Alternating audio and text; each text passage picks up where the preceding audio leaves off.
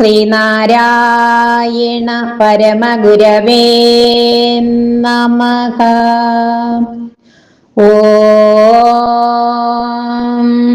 മഹനീയ ചരിത്രായ മമദാരഹിതാത്മനെ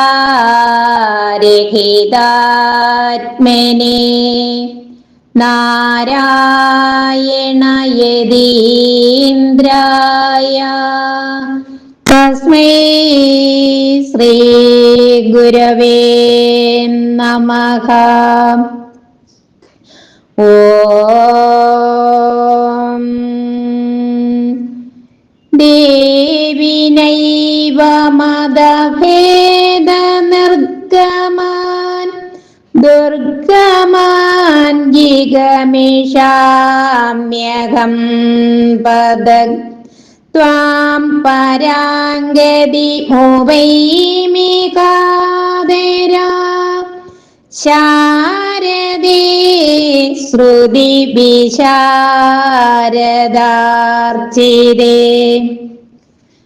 പരമകാരുണികനായ ശ്രീനാരായണ ഗുരുദേവ തൃപ്പാദങ്ങളിൽ പ്രണാമം അർപ്പിക്കുന്നു. ശ്രീ ശാരദാംബികയുടെ തൃച്ചേവടികളിൽ പ്രണാമം അർപ്പിക്കുന്നു. ആചാര്യപാദങ്ങളിൽ പ്രണാമം അർപ്പിക്കുന്നു. ആത്മസഹോദരങ്ങളെ, ഏവർക്കും എൻ്റെ വിനീതമായ നമസ്കാരം. മങ്ങാട് ബാലചന്ദ്രൻ സാറിൻ്റെ ഗുരുദേവ കഥാസാഗരം 105-ാം ഭാഗം. അവതരണം ന്യായാധിപനാകാമോ. ശിവഗിരിയിലുള്ളപ്പോൾ ഗുരുദേവൻ അവിടുത്തെ പർണശാലയിലാണ് അധിക നേരവും വിശ്രമിച്ചിരുന്നത്. ചില നേരങ്ങളിൽ കൂടുതൽ ആളുകൾ കാണാൻ വന്നിട്ടുണ്ടെന്നറിഞ്ഞാൽ പുറത്തിറങ്ങി ഒരു ചാരുകസേരയിൽ ഇരിക്കുന്ന പതിവുണ്ടായിരുന്നു.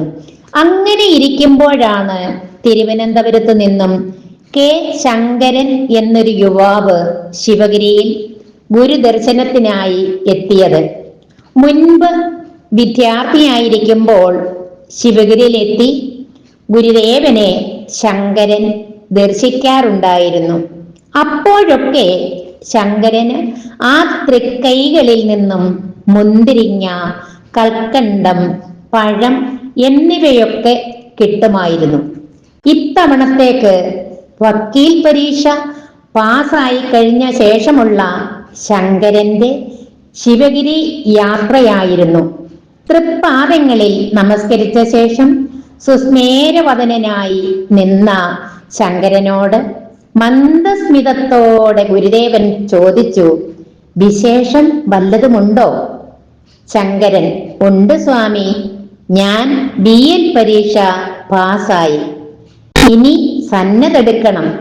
അതിനു മുമ്പ് തൃപ്പാദങ്ങളുടെ അനുഗ്രഹം വാങ്ങാനാണ് ഇപ്പോൾ വന്നത്.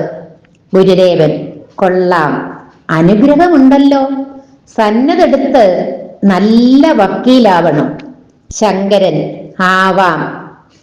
ഗുരുദേവൻ, വക്കീലായാൽ ന്യായാധിപനാകാമോ? ഗുരുദേവന്റെ വാക്കുകൾ കേട്ട് ശങ്കരൻ ഒന്നമ്പരന്നു. കാരണം അന്നത്തെ സാമൂഹ്യ നിലയനുസരിച്ച് അവർണരിൽപ്പെട്ടവർക്ക് ന്യായാധിപനാവുക എന്നത് കേവലം ഒരു സ്വപ്നം മാത്രമായിരുന്നു. എങ്കിലും ഗുരുദേവന്റെ അനുഗ്രഹം നൽകിയ ആത്മധൈര്യത്തിൽ നിന്നുകൊണ്ട് ശങ്കരൻ പറഞ്ഞു, ആവാം. ഗുരുദേവ സന്നിധിയിൽ നിന്നും മടങ്ങിയിട്ടും ശങ്കരന്റെ മനസ്സിൽ നിന്നും ഗുരുദേവന്റെ ആ ചോദ്യം മാഞ്ഞുപോയില്ല. സന്നദ്ധെടുത്ത ശേഷം കൊല്ലം കോടതിയിൽ വക്കീലായി ചേർന്നു. ശങ്കരൻ പ്രാക്ടീസ് ആരംഭിച്ചു. കുറച്ചു കാലം അങ്ങനെ കടന്നുപോയി. ഒരു ദിവസം വക്കീൽ പരീക്ഷയ്ക്ക് ഉന്നത വിജയം കരസ്ഥമാക്കാൻ കഴിയാതിരുന്ന ശങ്കരന് BL പരീക്ഷയിൽ 1-ാം ക്ലാസ്സിൽ പാസ്സായ പലരും വക്കീലായി തന്നെ തുടരുമ്പോൾ ജഡ്ജിയായി നിയമിച്ചുകൊണ്ടുള്ള ഉത്തരവ് കിട്ടി.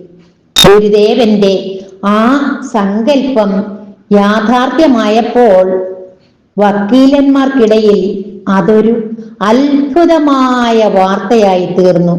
പിൽക്കാലത്ത് അദ്ദേഹം ചീഫ് ജസ്റ്റിസ് എന്ന ഉന്നത പീഠത്തിൽ എത്തിച്ചേർന്ന ശേഷമാണ് വിരമിക്കുകയുണ്ടായത്. അവതാരപരിഷ്ടം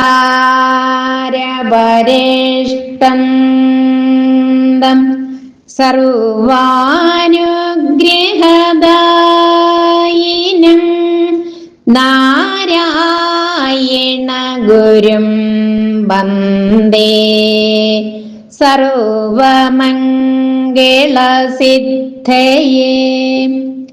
ഗുരുദേവ കഥാസാഗരം ന്യായാധിപനാകാമോ അവതരണം തൃപ്പാദങ്ങളിൽ സമർപ്പിച്ചുകൊണ്ട് ഉപസംഹരിക്കുന്നു. നന്ദി, നമസ്കാരം. ഗുരുധർമ്മം ജയിക്കട്ടെ.